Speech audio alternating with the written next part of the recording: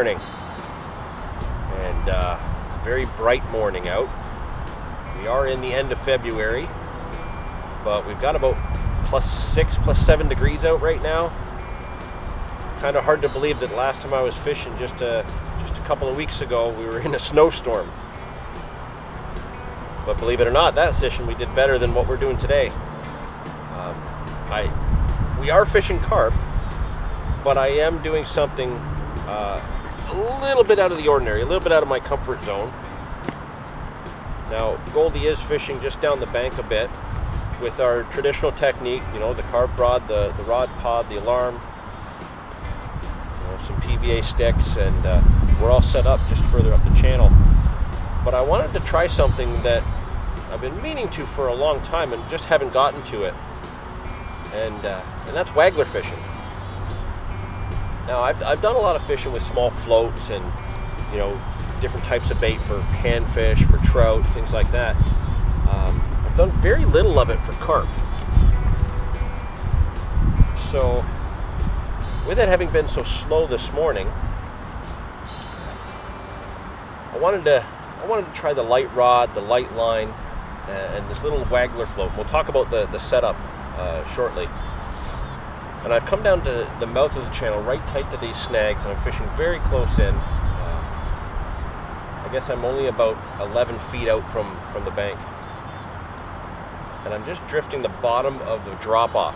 So I'm kind of going along that flat spot, right at the bottom of the drop-off. And I'm just drifting with this very subtle amount of flow.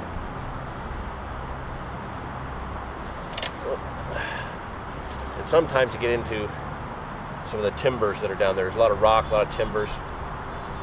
So I'm gonna get that out of the tree, and then we'll talk about the rig, and hopefully Goldie will contain himself. But it'll be a perfect opportunity for us to talk about the setup, the bait, and I'll tell you what it's done for me so far this morning. All right, so the rig that we're using, I have a size 6 monster carp tackle hook with 2 pieces of sweet corn. That's it. About 12 inches of 6-pound test mono. That would be P-line. To a single buckshot, split shot.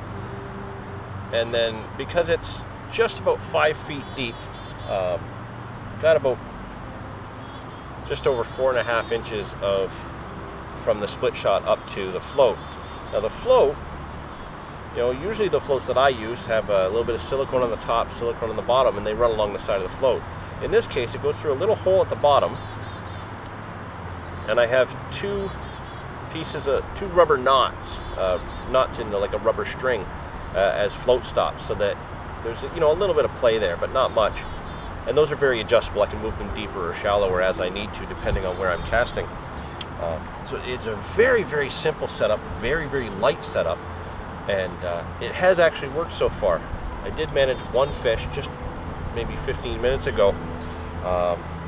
Sadly, it was one of the most hideous fish that I have ever caught in my life. I was afraid to touch it. It definitely had, unfortunately, some kind of infection in its scales on both sides. You know, it was missing a lot of scales. I snapped 2 quick pictures of it while it was in the net. We'll show you those now. But I just didn't want to touch it. It was gross. But it was about 7 or 8 pounds. It was a really good fish, and it fought really hard on this light tackle.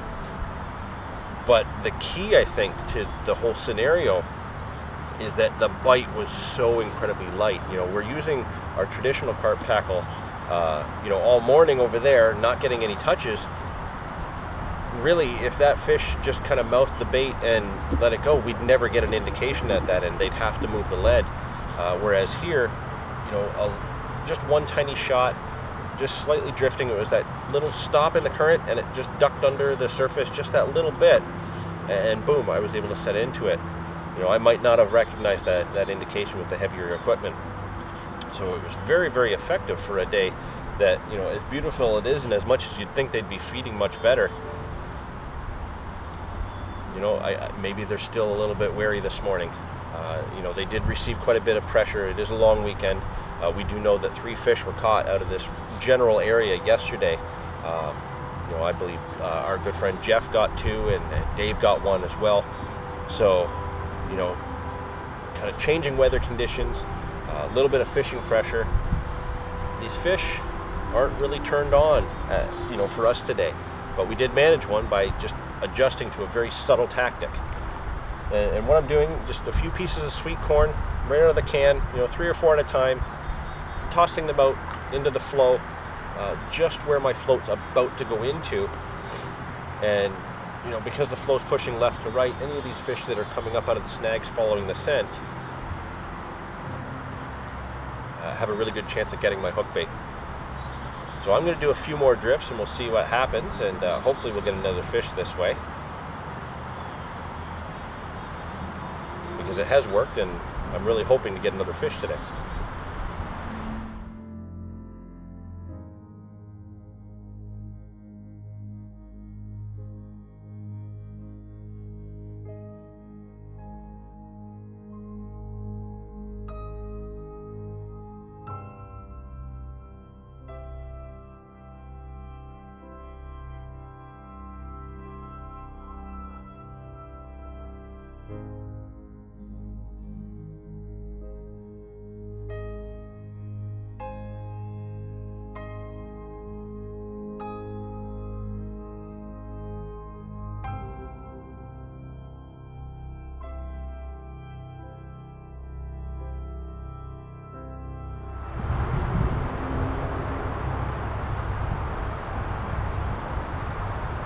Been a few hours.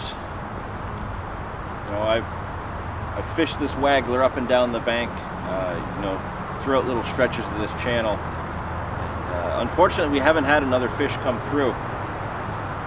Not even to the traditional carp tactics. Goalie hasn't had a bump at all. The short time that I ran my rod over there, not even a touch. No bumps, no beeps, no nothing today. It really came down to the need for a finesse approach. Having the light set up with me, getting that Waggler out there with a small bait, small line, and just getting it tight into these snags. If we wouldn't have done this, we wouldn't have gotten a fish. It may have been an ugly fish, but it was a fish, and that's what matters. We were able to adjust tactics to get that bite and get that fish in on a day when we would have thought we caught 20 or 30 fish. The way the weather was, certainly at least 2 or 3 to the bank. But it just goes to show, when you have that opportunity, fish aren't biting, nothing's happening. You've got a slightly different setup with you, a light setup, small hooks. Get that Waggler out there, just drift with a little bit of the flow. Sometimes if it doesn't have flow, there's some flow created by the wind, and that can be all it takes, just to have that little bit of movement.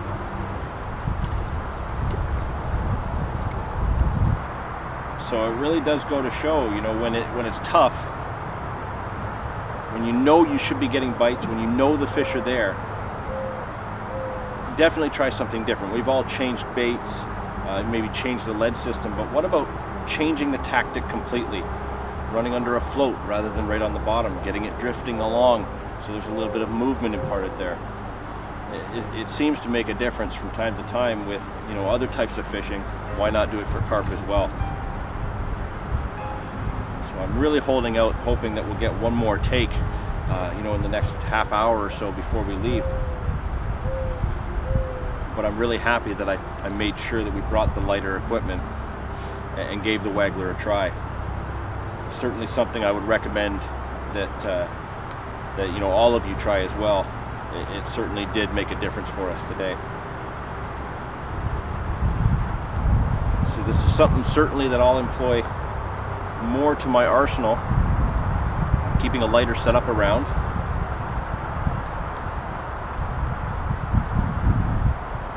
And I'm really holding out for one more bite. I'm hoping there's another fish there. But for now, we're going to wrap this up. We did get lucky. We got one fish by changing things up and making it happen rather than sitting and waiting and hoping. We did make it happen. So until next time.